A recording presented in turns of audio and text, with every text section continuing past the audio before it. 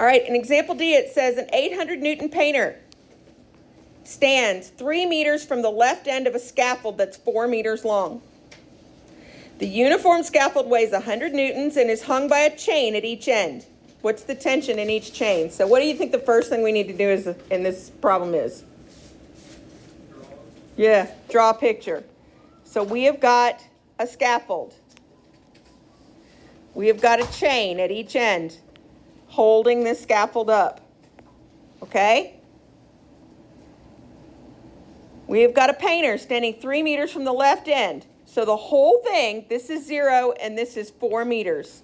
So at the 3 meter mark, we have happy painter stick dude. Okay? And the uniform scaffold weighs 100 newtons. So this is where we're going to start putting in all of the things that are causing torque on this guy. All right? So the things that are causing torque. Notice it says the scaffold weighs 100 newtons and it is uniform. If the scaffold weighs 100 newtons, and it's uniform, what does the fact that it's uniform mean? Evenly distributed, which means we can treat it like all the mass is at the center of mass. So if I have a 4 meter long 4 meter long scaffold, where is the center of mass going to be? Smack in the middle. So at the 2 meter mark, right here at 2 meters, and this guy's at 3 meters, right? At 2 meters, we have a force downwards of 100 newtons, don't we?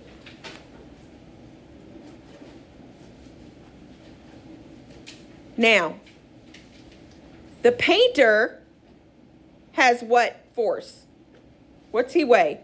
800 newtons. So he's going to also be downwards, but this one's going to be 800 newtons downward. All right. We also have tension. What direction is the tension going? Upward at both ends. So we've got tension 2 and tension 1 here, don't we?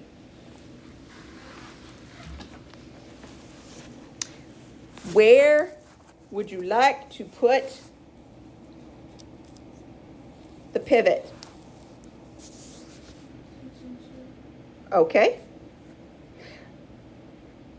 Why would you pick tension 2? Just out of curiosity.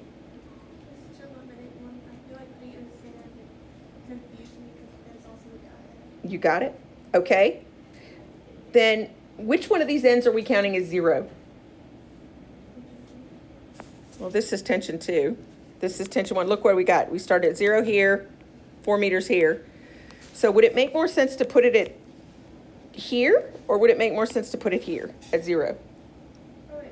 Okay. So let's put a pivot here. Let's put P right here at 0. P for pivot. Is everybody good so far? I'm not disputing that we could put it at tension 2. You're right, we could. It just makes sense since we're measuring from the 0 end to put it at 0, right? Is everybody good with that? All right. So now we need to figure out what one of these tensions are. So what are we going to write? We're going to write the sum of what? Sum of torques. Now, is this thing rotating? No. So we assume that the sum of torques is what? Equal to 0. It's static, so it's equal to 0. So now we need to write that expression. So we're going to start from one end. This causes a torque, doesn't it? Tension 1 causes a torque. So we've got tension 1 is our force times the distance from the pivot P. What's the distance? 3. It's what? 0. Here's our pivot right here. Isn't this at the pivot? So it's 0. Okay. Now we've got 100 newtons. 2 meters. Now we got to figure out whether it's going to make this thing go clockwise or counterclockwise around that pivot point. So it's going to go, yeah. If this is the pivot, this would cause it to go clockwise. And clockwise is what? Positive or negative? Negative, right? Think about it. Clockwise, right hand rule, clockwise, my thumb is pointing downwards, that's negative. So this is going to be minus. All right, now we've got 800 times what?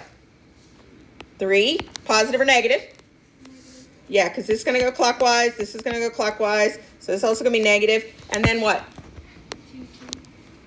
T sub 2 times 4. And that's positive, isn't it? And why is it positive? Or no, why isn't there anything times 1? Is there just nothing there? T1? Right. Remember, it's the distance from the pivot. T1 is at the pivot. So how far is it from the pivot? 0. So this is going to go away. And this is equal to 0, isn't it? So can we solve for T sub 2? Yes, we can. Okay, so if I were to pull on this chain this way, which direction would this rotate? Counterclockwise.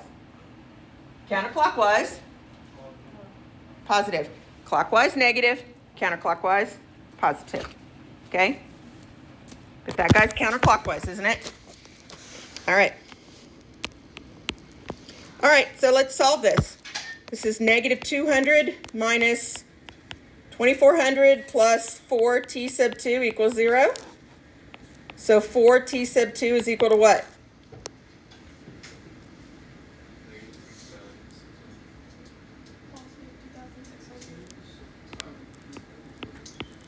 Because it's going to move to the other side. All right, so divide by 4, what do we get t sub 2 to be? 650 newtons. All right. Now, how do we find t sub 2? Remember what we know about the forces. The sum of the forces in the y direction has to also be equal to what? They have to zero out, don't they?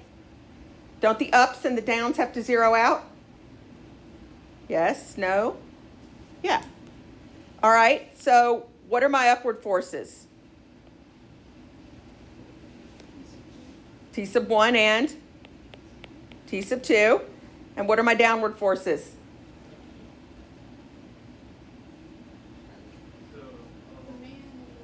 The man and the 100 and the 800, right? So minus 100 minus 800 equals 0, right? Does everybody understand why that is? Remember, translational equilibrium says the upward and the downward forces have to be equal. The side where the left and the right forces have to be equal. We don't have left and right forces here, do we? But we do have up and down. So these have to be equal and opposite. Otherwise, it would be moving. It's not moving. It's just sitting there. So these are equal. And everything rotationally, clockwise and counterclockwise, has to be equal, doesn't it? If it's not going to be rotating, then clockwise has to equal counterclockwise. Otherwise, it's going to move some direction, isn't it? So clockwise and counterclockwise have to equal out. Up and down have to equal out. So that's what we got. Do we know what T sub 2 is? Okay. So T sub 1 plus 650 minus 900 equals 0. Okay?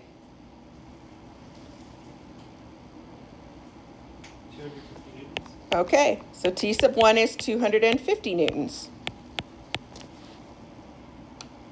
Why do you suppose the tension on the second, would you have thought that they would be the same? Okay, so explain to me, because this is part of what AP will tell you. It'll ask you to solve for them and explain why T sub 2 is bigger than T sub 1. T sub 2 is working against the torque of both. Yeah. I like her explanation. What's your explanation? We got more weight on this end, don't we? Think about it. This, if all we had was this, these would be the same. But where's the dude hanging? He's standing more towards this guy, isn't he? If he's standing more towards this guy, that means there's more weight on this end, which means downwards, which means we have to have more upward to counteract it, don't we? So you can understand now why it wouldn't be. Unless he's standing right in the very middle, it's not evenly distributed, is it? So one end is going to take more than the other is. So, all right. So how are we feeling about that so far? Good? Bad? Okay. So we have solved example D. So let's look at Couple more. We've got example E. Example E is a little tougher. It says we've got a horizontal strut, and the figure to the right is uniform. It's very important that this is uniform. If it doesn't say uniform, it becomes a calculus problem, and this is physics without calculus. We actually do this problem in my Physics C class with calculus. So, yeah. Well, you have to integrate over the area. Using the density. Yeah, it's the application problem. Remember, calculus allows us to do applications of physics. So, if you can integrate, you'd be fine. All right. Horizontal strut is uniform and weighs what? 100 newtons. Find the tension in the cable and then the normal force of the wall on the strut. So let's start with A.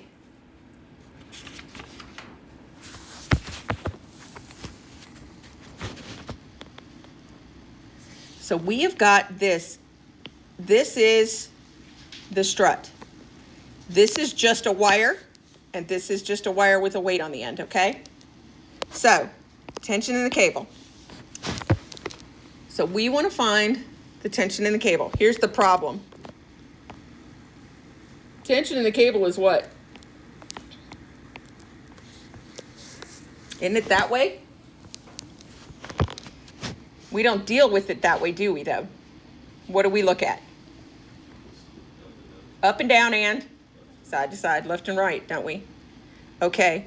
Up and down and left and right. Now, there is a natural pivot here, isn't there? We cannot decide where we want the pivot on this one. Where's the pivot? It's going to be like where the line and the road. You're saying the pivot's here? Yeah, right there. Okay, if you tug, this is where the forces are. If you tug on those forces, where is this thing going to move? Where is it attached? To the wall. That's where the pivot is, guys. Pivot is at the wall. Wouldn't it be? If we move this thing, it's attached at the wall. So sometimes there's a natural place that is a pivot that you have to put the pivot. Okay? Now, there are a couple of forces here in a couple of different places. So let's talk about how we get this guy, the obvious one. Let's talk about how we get it split up. Because this guy has a force to the in the y direction, and it has what? It has a force in the x direction too, doesn't it? So let's do that one this way. Oh, come on. Let's do that color. It has a force in the t in the horizontal direction too, right? Or maybe we'll say t in the x, since we did y. Tension in the x is this way, tension in the y is the other way. All right, do you know that we have other forces at play here? This guy right here, this is pushing into the wall, isn't it?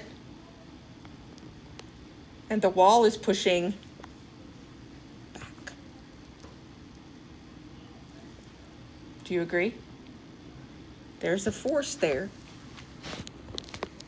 Anywhere something sits on something, the thing pushes back, doesn't it? What do we call that? When something pushes back, what type of force is it? Normal force. So we've got a normal force at the wall. Did you realize there was a normal force at the wall? Did you even think about the fact that there was a normal force at the wall? Now you will. There is a normal force at the wall that pushes this way. Normal force. Where this pushes into the wall pushes back, doesn't it? Okay, so we've got a normal force. What other forces do we have in this picture? Yep. We have this force right here, right? So this is 300 newtons. Where else do we have a force? There's one more force in this picture, because it'll be from this end, right here. Where else do we have a force?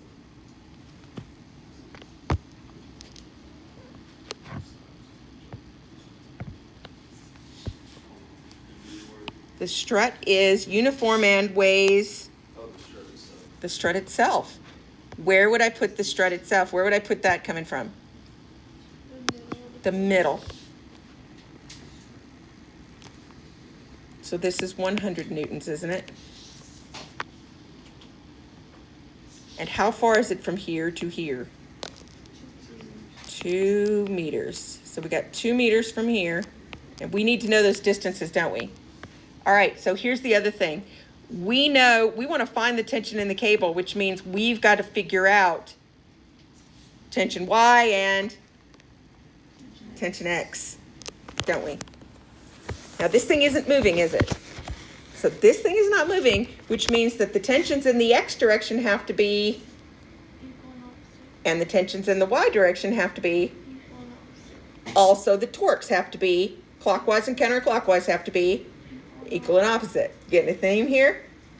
We think about in the X and the Y, so let's just write some of these things. Let's look at the sum of the forces in the X direction. We know those are going to add up to 0. So what are my forces in the X direction? Tension and Tension of X, which is going backwards, so that one's negative. And we've got the normal force, which is positive. So we've got the force normal minus the tension in the X direction is 0, right?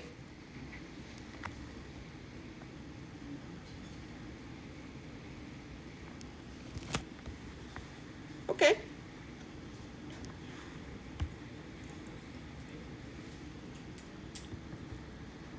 should it be added because tension's negative? Well, that's why it's subtracted. You're adding a negative or you're subtracting. Aren't those the same thing? All right.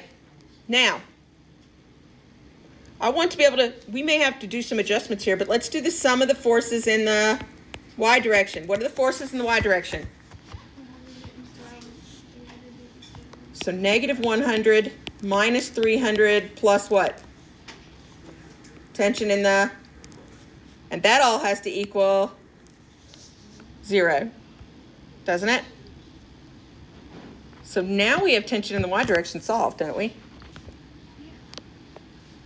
So let's figure out what the tension in the Y direction is. And then I bet we can figure out what the tension in the overall or the tension in the X direction is. All right, tension in the Y direction. Hey, shush. What is the tension in the Y direction? 400 newtons. All right, now, last one we have is the sum of the torques. Is the tension in the X or the tension in the Y going to do anything? It's not, is it? Because they are what? Well, they're also parallel. Are they going to cause any kind of rotation? Think about it. They are 0 degrees from the axis of rotation, aren't they? Yeah. So if they are 0 degrees, the cosine of, or the sine of 0 is 0, isn't it? So if it's in the same direction, I want you to think about this. Common sense says if it's in the same direction, if all I'm doing is pushing or pulling this, is it going to rotate? So those two forces, the T in the X direction and the normal force against the wall, those are not going to cause any rotation, are they? So do we include those in our torques? No. We only include things in the torque that are up and down in the Y direction, don't we? Yes, we do. It's the only thing we do. So now, here's the problem. All of those are accounted for now, aren't they? So do we even need to do those? How are we going to get X? Here's my problem. How do I get X? Is there a different way we could rewrite this? Yes. There is, isn't there? What if we knew what the angle was right here? Ooh. You can find the... If we knew what the angle was here, could we figure out the angle there? Yeah. Because if I knew the angle there, that's the same as the angle here, isn't it? So doesn't this become just T sine theta? Yes? It does, doesn't it? Becomes T sine theta. So if I know Y, and I know that angle, is there any way I can find that angle? What has this problem given me that would let me find this angle? You got a tree. Yeah. You got the opposite of hypotenuse. I've got adjacent over hypotenuse, don't I? Yeah. Okay. So I'm not even sure I need the torques. So adjacent over hypotenuse. So we know, what is adjacent over hypotenuse going to be? Cosine. So cosine of theta equals adjacent, which is 4, over hypotenuse, which is 5. So what is theta? How many degrees is that?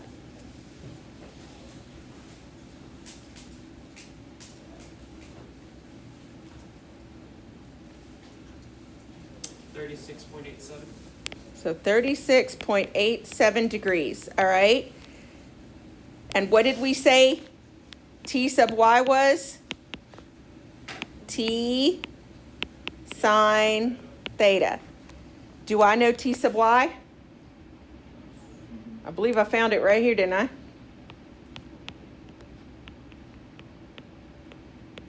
Do I know theta? Okay. So can you find T? 400 divided by the sine of, Isn't it 500? It's 500. sine of 36.87? Oh, I know it's 4. Never mind. I got it. I don't know. Oh, let's see what it is.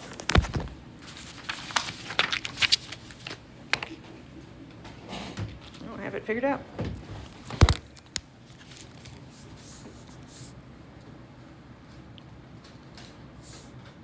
$666.66. Okay. Wow. That was So about 667 newtons. All right, so that's the tension in the cable. So now can I find the normal force? Ooh. So T sub x, so we know the normal force in part B is equal to T sub x, don't we? And T sub x is T cosine of theta. So that's going to be 667 times the cosine of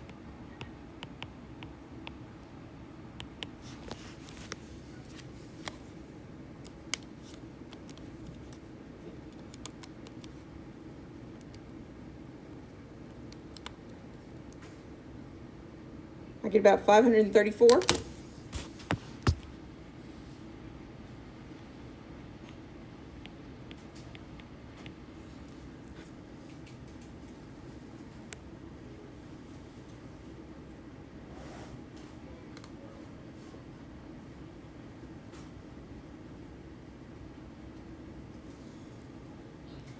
So what do you think?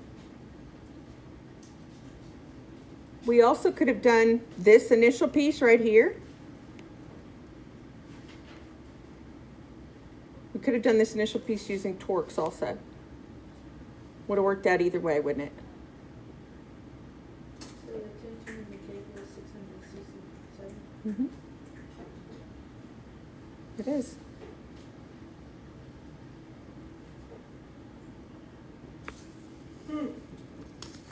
So what do you think? Could you do one like this yourself? This is probably the hardest they'd get, honestly. Conceptually, what are the things we've learned here? Let's wrap up before you get started working on problems. Wrapping up conceptually, what have we learned about?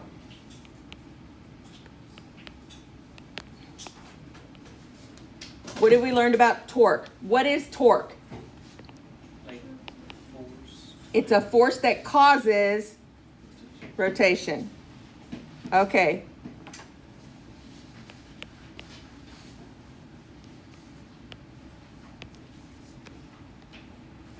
What do we know about the relationship between, now we know torque is a force that causes rotation. What's the formula for torque? FR sine theta, right?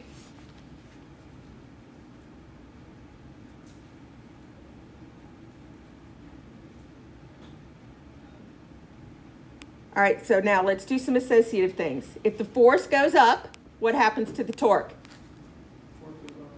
Torque goes up. So as F increases, torque increases. What would happen to R though? For it to stay the same, R would have to R would have to go down, wouldn't it? Okay. When do we have the maximum amount of torque? What angle would the force have to be at to get the maximum amount of torque? 90 degrees. What would be the minimum amount of torque? 0 degrees. that would be no. Remember, if I'm just pressing on the ends, is it going to rotate? So if it's in the same, if it's parallel, if the force is parallel to the axis, it's not going to rotate. If it's perpendicular to the axis, it's going to rotate the most, the hardest, isn't it? If it's somewhere in between there, that's where that sine theta part comes in, doesn't it? Is everybody good with that? Everybody understands that? The further away we get, if we were going to keep the torque the same, the further away we get, the less force we need. So as R goes up, F can go down, can't it? All right. That's the way it works. Okay, so what about static equilibrium? What defines, what two things have to occur for us to have static equilibrium? Net force in the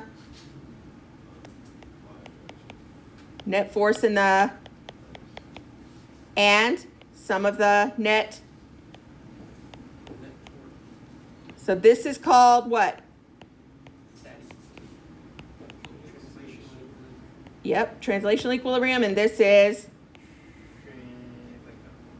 what does torque cause? Rotation. So this is rotational equilibrium, isn't it? You have to have both of those to have static equilibrium. Static means not moving or not changing acceleration, right? No acceleration.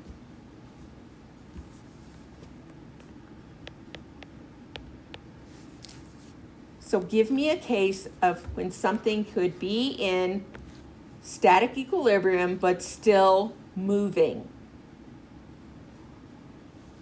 Something rotational, that's not rotational.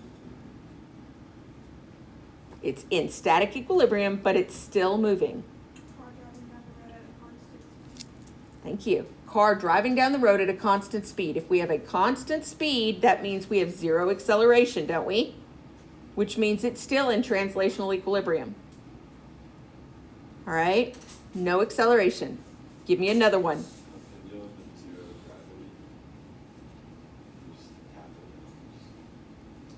If it spins at a constant rotational velocity. As long as it doesn't have rotational acceleration or translational acceleration. Those both have to be 0, don't they? But that means that the velocity could be 0 or constant, and that omega could be 0 or constant. A record on a record player, remember? In most cases where we don't have a natural pivot, does it matter where we place the pivot? No. Nope, does not matter where we place the pivot. Okay. All right, so let's go over homework. Let's go over your homework 1. There were 5 problems. Let's go over the answers. Make sure you've got those down. See if you have any questions about that, and then the rest of the time is yours to start working on that homework assignment, all right?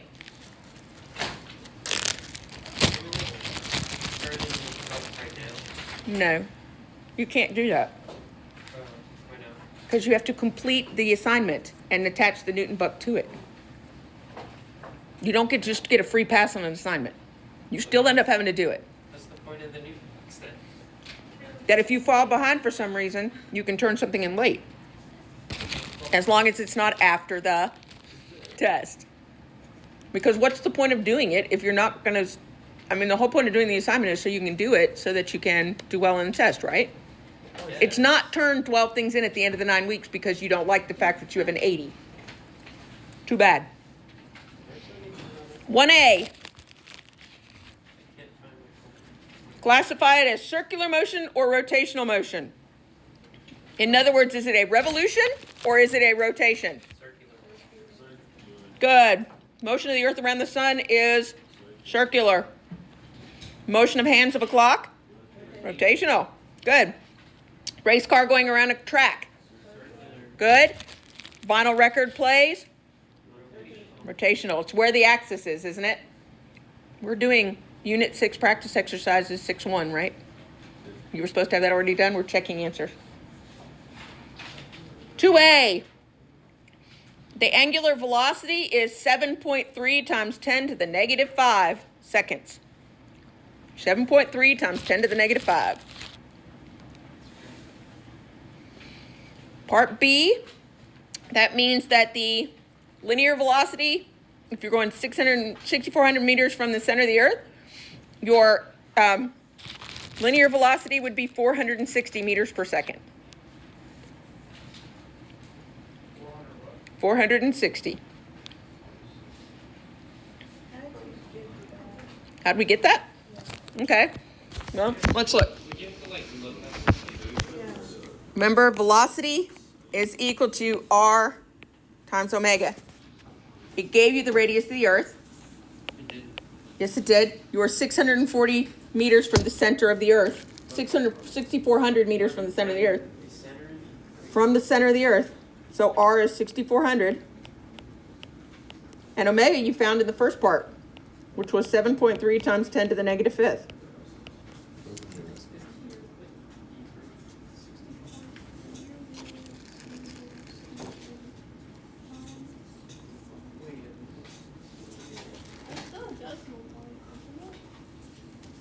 Probably grounded.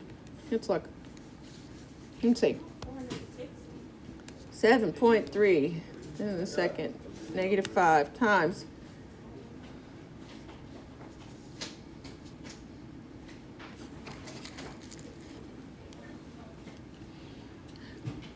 Hang on. I think they left a word out of here. 6,400 should be 6,400 kilometers, not meters. So it should be times 10 to the third. Beg pardon. It's 6,400 kilometers from the center of the earth. That really makes a lot more sense. How would we find the angular velocity, though? Because it doesn't give us anything. Sure it does. They told you it's the earth, didn't it? Yeah. Okay. So that means we have to look it up. For the earth? No, you don't look it up. The earth takes one revolution every...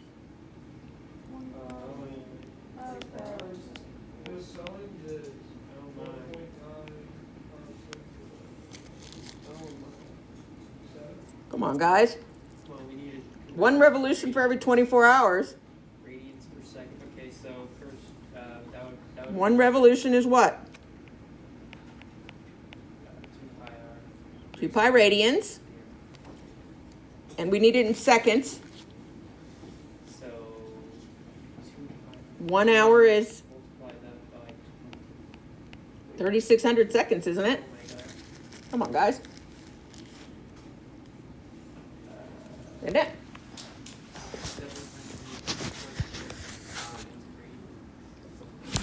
7,000. Yeah, I'm messing that up. 2 times pi divided by 24 divided by 3,600. Come on, guys. It's Friday. We're feeling it. Well, we got spring. not yet. Tomorrow.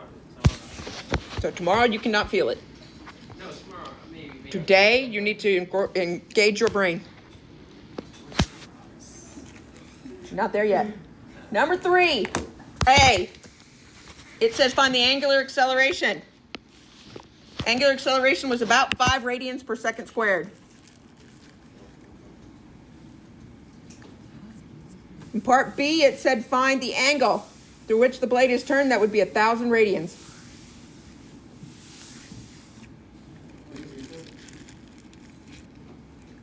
A is 5 radians per second squared, and B, theta, is 1,000 radians.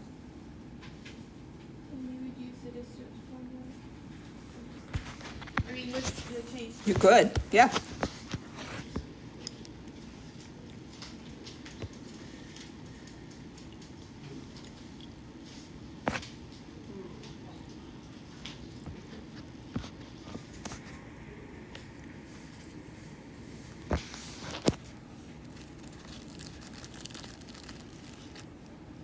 All right.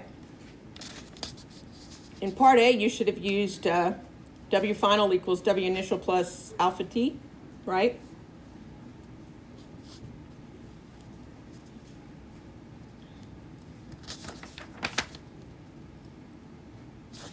All right. Number 4, part A, initial angular velocity would have been 12.3 radians per second. In part B, the final angular velocity would be 41.1 radians per second. Part C, your final linear speed would be 37 meters per second.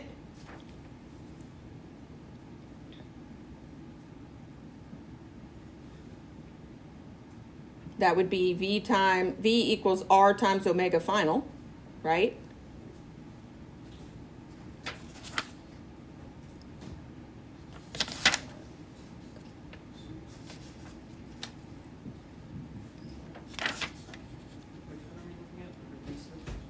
For 4D, final linear acceleration of the stone.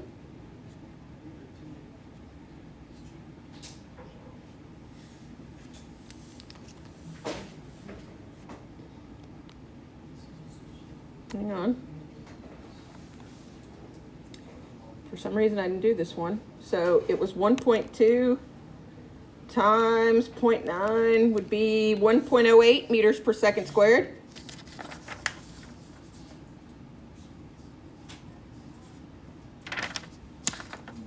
And then centripetal force would be what, mv squared over r?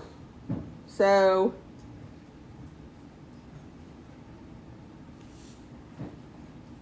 does it ever? It does. So mass times velocity squared. So you got velocity, which was 37 squared divided by r, which was 0.9, would be 1,521 newtons. Would be your centripetal acceleration. Anybody need to see any of those?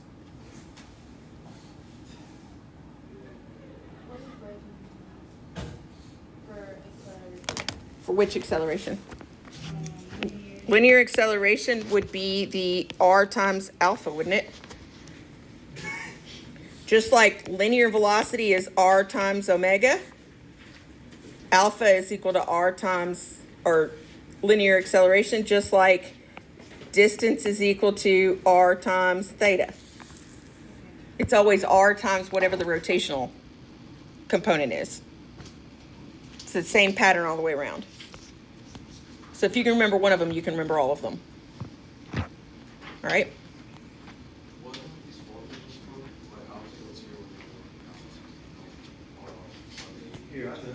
They're from the notes that we did on 6.2. They are recorded on Canvas. Otherwise, he's got them. We're using a combination of formulas from 6.1 and 6.2. Does that help you figure out where it came from? All right. And then, of course, for the last one, we know that centripetal force is mv squared, ma sub c, which is mv squared over r, right? So that's what I used. And the mass was 1. All right, number 5. 5 asked you. Number 5, work it out. Suncoast student rides a merry-go-round at the Magic Kingdom. Fine. The merry-go-round rotates at a rate of omega radians per second. Merry-go-round is slowed down by friction and accelerates at negative alpha radians per second. That would be slowed down, right? How long will it take for the merry-go-round to come to a stop? Well, guys, we know omega initial is omega. Omega final is going to be what? Because it comes to a stop. Alpha is what? Negative alpha. And we're looking for t. So what formula does this work with?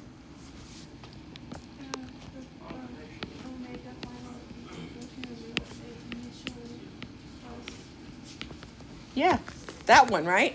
Yeah. So plug in what you know. What is omega final? Zero. Omega initial is omega. This becomes minus alpha t, doesn't it? So how can I solve this for t? We put all the other stuff that we don't Omega divided by alpha. I'm going to add omega t or alpha t over to here. Doesn't really matter, except it's all positive. And then divide by alpha.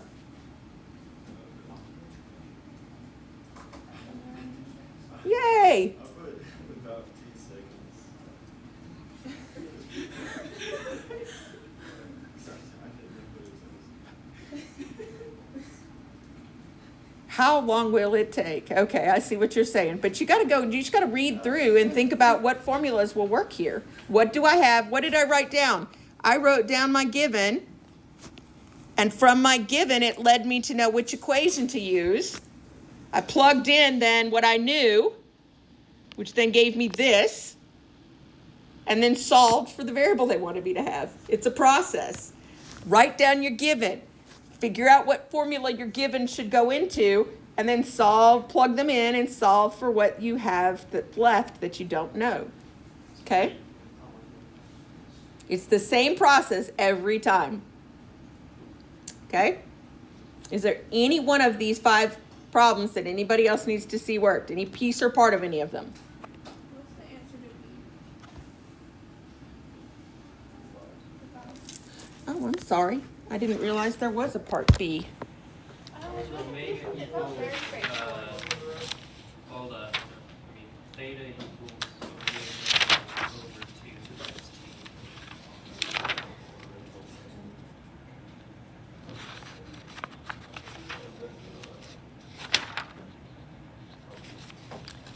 t. My copy apparently doesn't have a B on it. It's asking how many revolutions will it go before it comes to rest. Oh! Which seems very straightforward.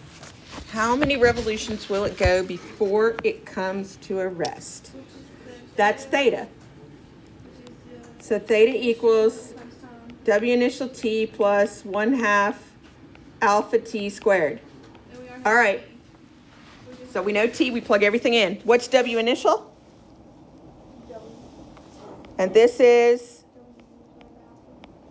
1/2 alpha is negative alpha. And this is omega alpha squared, isn't it? Do you see how we're again, what were we given? What equation did that lead us to? So what is this part going to become? Omega times omega is what? So this becomes omega squared over alpha. This alpha, well, let's just say this is negative alpha over 2, isn't it? And omega over alpha squared is going to become what? Over alpha squared, is it not? So this is omega squared over alpha minus, and look what's going to happen here, guys. What happens to this alpha and one of these alphas? That one's going to cancel with one of those. So now I'm left with negative 1/2. This is a 2. Omega squared over alpha. So if I have omega squared over alpha minus 1/2 omega squared over alpha, what do I have left? Yes, positive 1/2 omega squared over alpha, which that's a terrible alpha. Matter of fact, hang on. Just to make sure we all know exactly what I'm writing, that's a 2, and this is an alpha. How's that? You can simplify that, right? Well, here's the thing. Omega is in radians per second. Alpha's in radians per second squared, so we're already in radians. Now, what did it say? Revolutions? Then yes, we have to do, this is going to be in radians, isn't it? So how do we change from radians to revolutions? 2 pi is 1 revolution, so let's finish this out. So alpha is equal to omega squared alpha, and 2 times 2 is what? So this becomes 4 alpha pi, and this is in revolutions, isn't it? Good catch, Emma. Mm-hmm.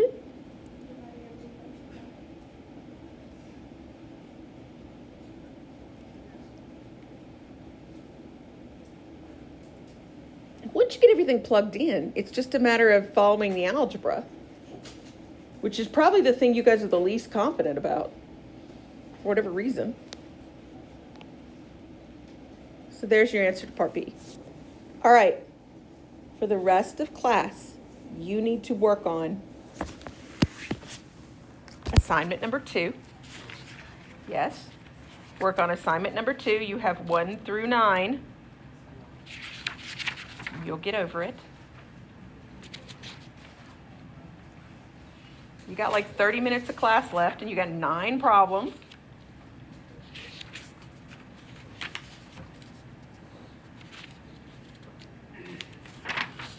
Some of them are pretty straightforward. 1 and 2 are very straightforward. They should take you like a minute each to do. 3 and 4 and those, that's where they start getting a little tougher with the torque. Okay? So get going on those. What you don't finish is, I suggest you not wait until next Sunday night to do it, because you're going to forget how.